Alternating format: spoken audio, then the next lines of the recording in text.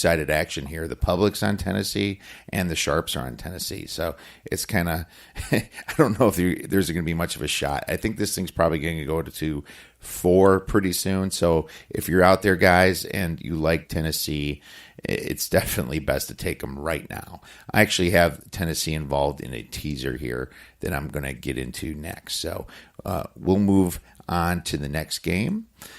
I am looking at the Falcons versus the Steelers, and the Steelers are laying 3 points at home. Over-under is all the way up to 58. Okay, if you look at these two teams, they're very similar from a metric standpoint.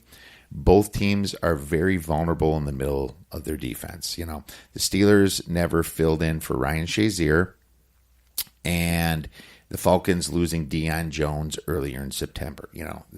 So this is a tight end type game, you know. Dump it off to the running back type game.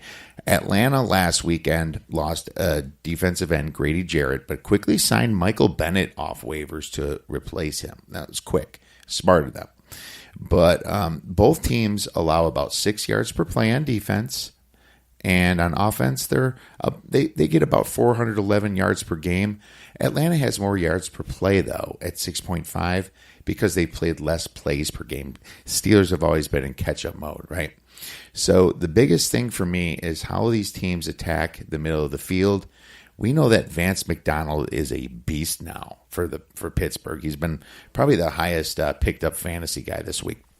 But will Mike Tomlin be smart enough to quit forcing the ball to Diva Antonio Brown and actually try to game plan for this? You know, I kind of doubt it. The players kind of run this organization from what I see. You saw that last week. They tried to force it to Brown and it ended up being 2 picks by Baltimore.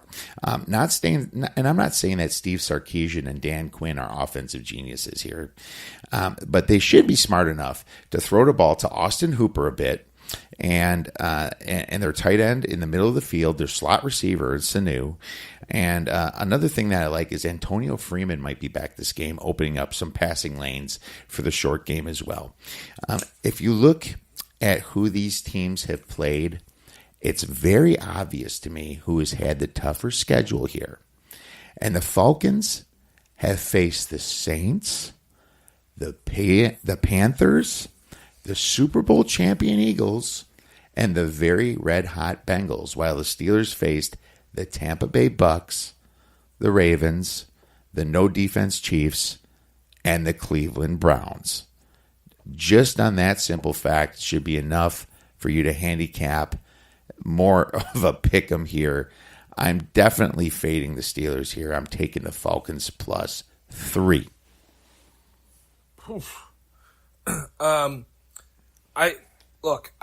I don't know what team I'm going to get from the Steelers. I know they'll put up some points, and Big Ben will put up some points. I don't like their defense at all. I think their coach has run his course. I don't like the Falcons at all. There's something missing with these guys. Now, something's going on there that's not jiving correctly. So unless either one of these teams click this week, I don't want to touch it at all, right? Because I could see it going either way.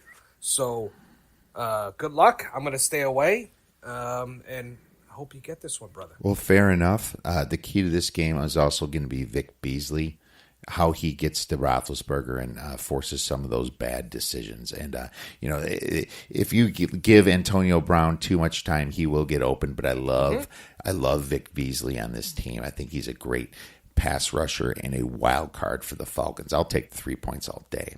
So any other plays? Yeah, I got one more.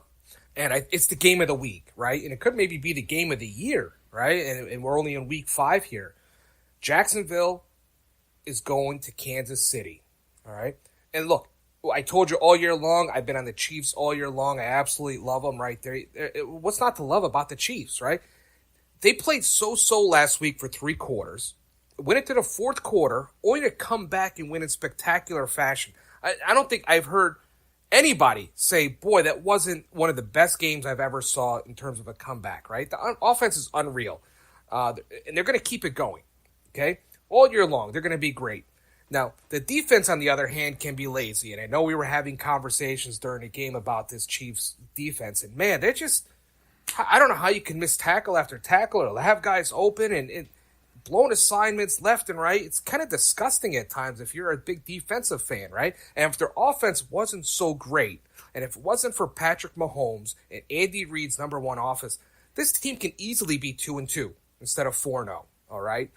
You know, at the end of the season – Mahomes, today was the end of the season, right? 1 month in, Mahomes is the MVP of the league, hands down. That's how good the kid has been, all right? Now, Jacksonville, on the other hand, completely other side of the spectrum, right? Where defense is absolutely amazing. It's their bread and butter, and the offense can be suspect, okay? I'm not crazy about Blake Bortles, but I'm not as down on him as everybody else is, right? And I think what a lot of the public does is they watch TV and they see these analysts, and they whatever the analyst says, that's what they're gonna parakeet as well to everybody else, right? So I'm not as down on him. I think Blake Bortles is Joe Flacco, right? He could win. He needs that strong defense. He's going to give you great games, and then he's going to give you games where he's only doing 190 yards, 180 yards, and he does not look great. Okay? Solid coaching, great defense. He could win. Now, this week, Jacksonville, Leonard Fournette is out. DJ Hayden's out in the defense. Both of them are a big blow to Jacksonville. They're going into Kansas City. Kansas City fans are going to be crazy, right? And they're crazy inside Arrowhead already. And now that after this victory, they're going to be even more crazy. And I think the Kansas City players are even extremely confident after this win last week, right? And that doesn't bode well for Jacksonville. But did you ever get a hunch that sometimes things are too good to be true? And this week, my hunch is telling me, right?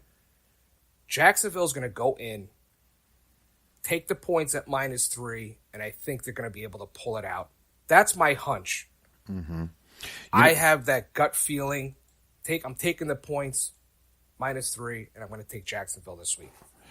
Wow, Jacksonville is +3 actually. I'm sorry, +3. Yes. Yeah, Jacksonville's +3. Just wanted to make sure. Okay, so there is a pretty mixed amount of money on this game.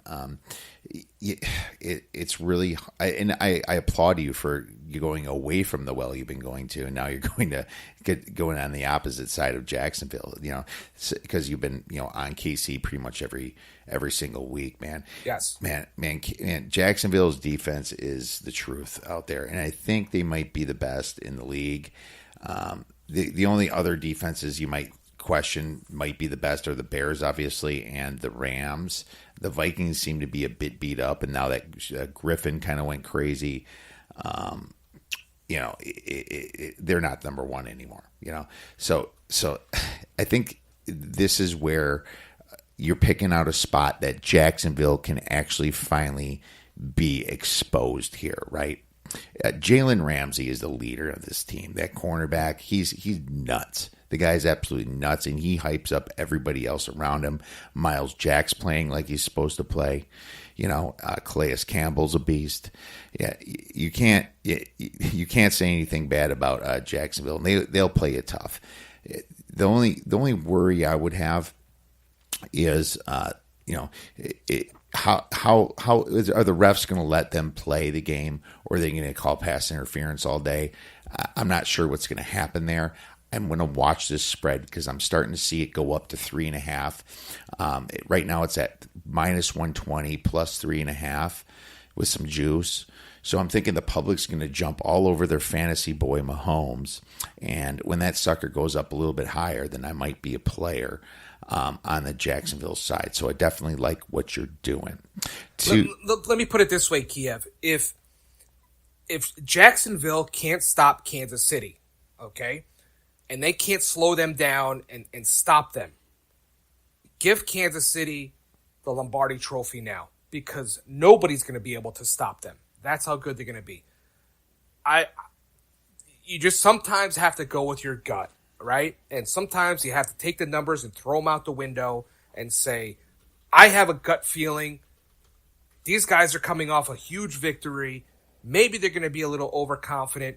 Jacksonville's coming in here, and everybody's going to be disrespecting them. You know how that goes. They did it in Pittsburgh last year. They gave them a beating in the playoffs. They can win. This team's got some pedigree here. A little bit, right? Not much. They're still very young. Listen, sometimes you got to throw the numbers out the window. Go with a gut feeling here. If you like a team, run with them. And that's what I'm doing here this week.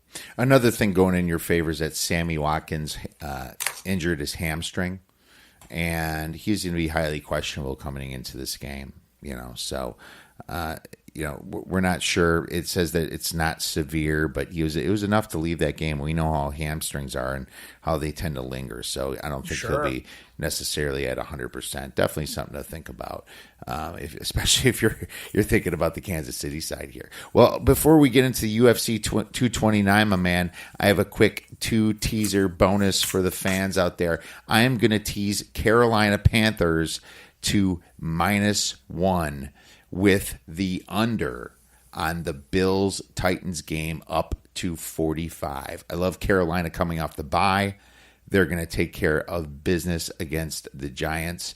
They don't have too many injuries to worry about. As a matter of fact, they're getting a guy back as well from suspension, and I just definitely like them to win the game. I just don't like the 7 right there. And I'm also going to do another teaser with the Bengals. I'm going to take them from 6.5 down to 6.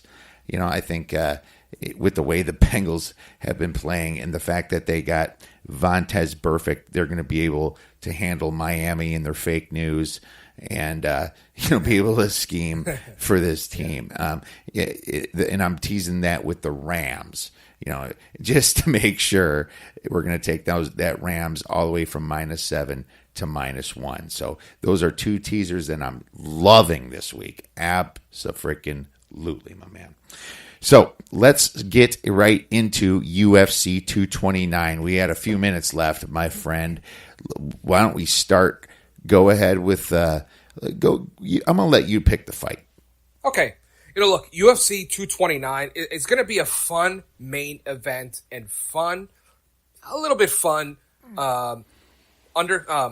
co-main event, right? It's an okay card, but the main event, look, everybody wanted to see this for the past year and a half, right?